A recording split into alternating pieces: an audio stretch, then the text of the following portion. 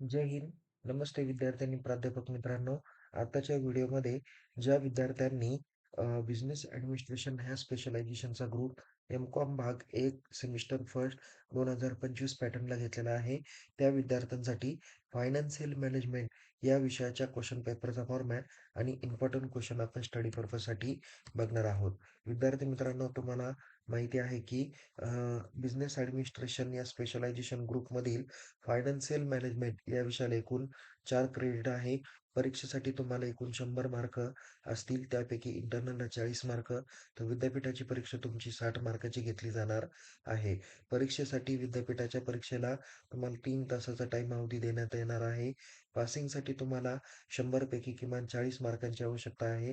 त्यामध्ये इंटरनलला 40 पैकी 16 मार्क पडणं अपेक्षित आहे. तर युनिव्हर्सिटीच्या एक्झामला 60 पैकी किमान 24 मार्क मिळवणं अपेक्षित आहे. या विषयाचे क्वेश्चन पेपर इंग्रजी ॲज वेल ॲज मराठी लँग्वेजमधून उपलब्ध होणार आहे. क्वेश्चन पेपरचा फॉर्मॅट पाहूया. त्यामध्ये काही महत्त्वाचे इन्स्ट्रक्शन दिलेले आहे. त्यामध्ये टोटल तुम्हाला परीक्षेत 6 प्रश्न दिले जातील. त्यातील क्वेश्चन नंबर 1 आणि क्वेश्चन नंबर 6 तुम्हाला कंपल्सरी सॉल्व्ह करायचा आहे. तर रिमेनिंग जे काही क्वेश्चन्स आहे, म्हणजेच question number 2nd, 3rd, 4th आणि 5th अशा 4 प्रश्नांपैकी कोणत्याही 3 प्रश्नांची उत्तरं तुम्हाला लिहायची आहे. क्वेश्चन नंबर 1 तुम्हाला दिलेला आहे फिल इन दी ब्लँक्स 5 मार्कासाठी. क्वेश्चन नंबर 2 चॅप्टर नंबर 1 वर ब्रॉड क्वेश्चन 15 मार्काला असेल. क्वेश्चन नंबर 3 चॅप्टर नंबर 2 वर ब्रॉड क्वेश्चन 15 मार्काला असेल. क्वेश्चन नंबर 4 चॅप्टर नंबर 3 वर आधारित ब्रॉड क्वेश्चन 15 मार्काला राहील. तर क्वेश्चन नंबर 5 मध्ये चॅप्टर नंबर 4 वर आधारित ब्रॉड क्वेश्चन 15 मार्काला राहील. तर क्वेश्चन नंबर 6 शॉर्ट नोट्स असणार आहे. या ठिकाणी तुम्हाला 10 मार्कांपर्यंत शॉर्ट नोट्स विचारले जातील. परीक्षेसाठी एकूण 60 मार्काची क्वेश्चन पेपर ही येणार आहे. तर परीक्षेत कोणते ब्रॉड क्वेश्चन आणि कोणते प्रॅक्टिकल प्रॉब्लेम शॉर्ट नोट्स विचारले जातील त्याची माहिती आपण घेऊया. ब्रॉड क्वेश्चन काही दिलेले आहे. त्याच्यातील पहिला आहे, what is working capital? Explain the nature of working capital. म्हणजे खेळते भांडवल म्हणजे काय? खेळते भांडवलाचे स्वरूप स्पष्ट करा. पुढचं आहे, explain the role of RBI as a regulator of Indian financial system. भारतीय वित्तीय व्यवस्थापनाचे नियामक म्हणून आर-बी-आयची भूमिका स्पष्ट करा. पुढे आहे, what is financial statement? Explain the nature of financial statement. आर्थिक विवरणपत्र म्हणजे काय? आर्थिक विवरणपत्राचे स्वरूप स्पष्ट करा. पुढचा आहे question number 4, explain in details various concept of financial statement. म्हणजे आर्थिक विवरणपत्राच्या विविध संकल्पना सविस्तर स्पष्ट करा. पाचवा आहे, what do you mean by financial management? Discuss the scope and objective of financial management. वित्तीय व्यवस्थापन म्हणजे काय? वित्तीय व्यवस्थापनाची व्याप्ती आणि उद्दिष्टे याची चर्चा करा. नेक्स्ट आहे, what is capital budgeting? Explain various methods of capital budgeting. भांडवलीय अंदाजपत्रक म्हणजे काय आणि भांडवलीय अंदाजपत्रकाच्या विविध पद्धती स्पष्ट करा. सातवा आहे, explain the meaning and objective of financial management. वित्तीय व्यवस्थापनाचा अर्थ आणि उद्दिष्टे स्पष्ट करा. पुढचं आहे, explain the working capital formulation of credit and collection policy. महत्त्वाचं आहे, खेळते भांडवलासाठी ऋण आणि वसुली धोरण स्पष्ट करा. पुढचं आहे, discuss how investment decision are made through capital budgeting. भांडवली अंदाजपत्रकाद्वारे गुंतवणुकीचे निर्णय कसे घेतले जातात यावर सविस्तर माहिती लिहा. पुढचं आहे, explain the components of income statement and balance sheet.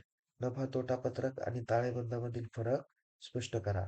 पुढचं आहे, what is credit management? Explain in details the credit policy and collection policy. पतव्यवस्थापन म्हणजे काय? पतधोरण आणि संकलन धोरण सविस्तर पद्धतीने स्पष्ट करा.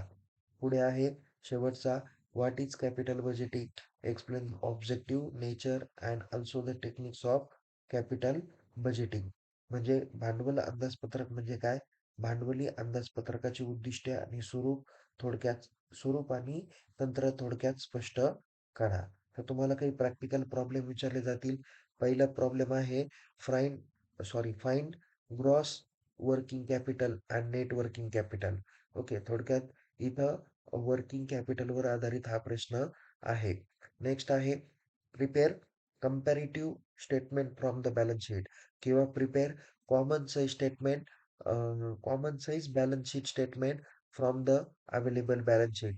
असे पण काही प्रश्न विचारले जातील. पुढे आहे pay back period method. So you are requested to suggest a better investment opportunity based on the pay back period method. Okay. आणि त्यालाच अनुषंगिक दुसरा प्रश्न आहे, you are requested to suggest a better investment opportunity based on profitability index method. इथे तुम्हाला internal rate of return, annual rate of return किंवा average rate of return म्हणूया, पे बॅक पिरियड, असे काही प्रॅक्टिकली प्रॉब्लेम तुम्हाला परीक्षेला विचारले जाण्याची शक्यता आहे. शॉर्ट नोट्समध्ये तुम्हाला 4 पैकी कोणत्याही 2 शॉर्ट नोट्स लिहायच्या आहे. त्याच्यातील पहिली शॉर्ट नोट्स आहे dual aspect concept and money measurement concept. या रिलेटेड अशा काही बाकीच्या कन्सेप्ट पण आहे, त्या काळजीपूर्वक पद्धतीने तुम्ही करून ठेवा. पुढे आहे स्कोप ऑफ फायनान्शियल मॅनेजमेंट, आर्थिक व्यवस्थापनाची व्याप्ती. पुढे आहे सोर्सेस ऑफ वर्किंग कॅपिटल, खेळत्या भांडवलाचे स्रोत. नेक्स्ट आहे IRR मेथड, त्याला internal rate of return method असं आपण म्हणतो. नेक्स्ट आहे वर्किंग कॅपिटल मॅनेजमेंट, महत्त्वाची शॉर्ट नोट्स आहे खेळते भांडवल व्यवस्थापन. पुढे आहे फायनान्शियल अनालिसिस, वित्तीय विश्लेषण त्यांना आपण म्हणतो. पुढे आहे इन्व्हेस्टमेंट डिसिजन, गुंतवणुकीचे निर्णय. पुढे आहे सेबी. आता या सेबीच्या नोट्समध्ये तुम्ही खूप सारी माहिती तुम्ही लिहू शकता. सेबी, त्याची स्थापना, त्याचं कार्य काय काय आहे, अधिकार काय आहे वगैरे सर्व तुम्ही इत्थंभूत माहिती देऊ शकता. पुढे आहे अकाउंटिंग कन्सेप्ट, ज्याला लेखा संकल्पना म्हणतात, जे इथं 1 नंबरलाच दिलेलं आहे तुम्हाला. ड्युअल आस्पेक्ट कन्सेप्ट, मनी मेजरमेंट कन्सेप्ट, तर ह्या त्याच्यातल्याच काही कन्सेप्ट आहेत. ओके. सो पुढं आहे, पुढच्या शॉर्ट नोट्स आपण बघूया. या ठिकाणी अ, तुम्हाला सांगितलेलं आहे अकाउंटिंग कन्सेप्ट नंतर फायनान्शियल स्टेटमेंट, त्याला आपण वित्तीय विवरणे असं आपण म्हणतो. 11 नंबर आहे फॅक्टर्स अफेक्टिंग वर्किंग कॅपिटल, खेळत्या भांडवलावर परिणाम करणारे विविध घटक.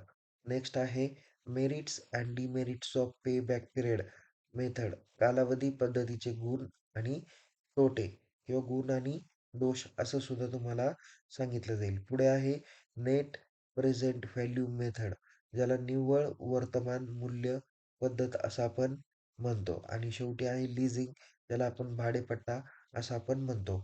तर विद्यार्थी मित्रांनो, या व्हिडिओमध्ये आपण ज्या विद्यार्थ्यांनी बिझनेस ॲडमिनिस्ट्रेशन हा स्पेशलायझेशन सब्जेक्ट निवडलेला आहे, ग्रुप निवडलेला आहे, तर त्यातील फायनान्शियल मॅनेजमेंट या विषयाचा क्वेश्चन पेपर इतर क्वेश्चन पेपरच्या तुलनेने थोडासा वेगळा असणार आहे. इथं तुम्हाला 4 ब्रॉड क्वेश्चन आणि 4 प्रॅक्टिकल प्रॉब्लेम पण विचारण्याची शक्यता आहे.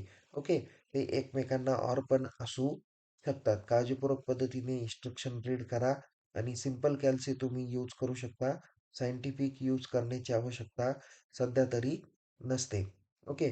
सो सिंपल साधा कॅल्सी तुम्ही या परीक्षेसाठी घेऊन जाऊ शकता. तर या व्हिडिओमध्ये आपण फायनान्शियल मॅनेजमेंट या विषयाच्या क्वेश्चन पेपरचा फॉर्मॅट बघितला, जो विषय M.Com part first semester first 2025 पॅटर्नला असणार आहे.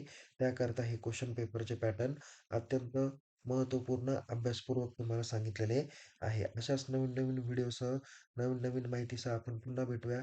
तोपर्यंत या व्हिडिओला लाईक करा. आपल्या विद्यार्थी मित्रांपर्यंत हा व्हिडिओ शेअर करा. परीक्षेसाठी तुम्हाला खूप खूप शुभेच्छा.